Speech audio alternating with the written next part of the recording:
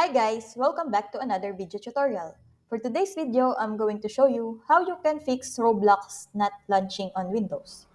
Now, this should fix the problem if you are on Windows 10 or Windows 11. Right now, I'm using Windows 11, but this will work on Windows 10 as well. So, go to the bottom on your taskbar and go to search button. And here you want to search for control panel.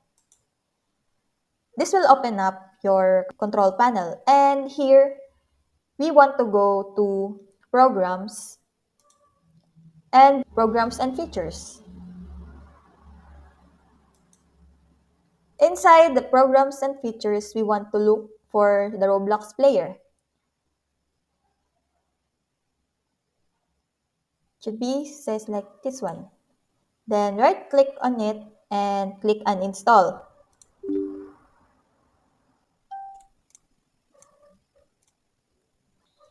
So Roblox has been uninstalled. Now what we need to do is open up our search and type CMD.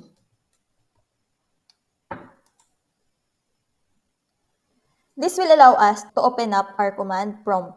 Inside our command prompt, we want to type cd space appdata slash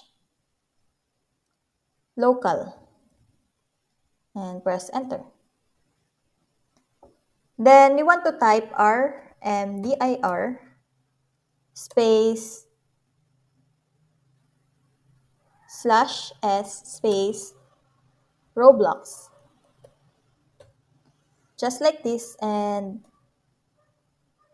it's going to ask if we are sure we want to type in Y.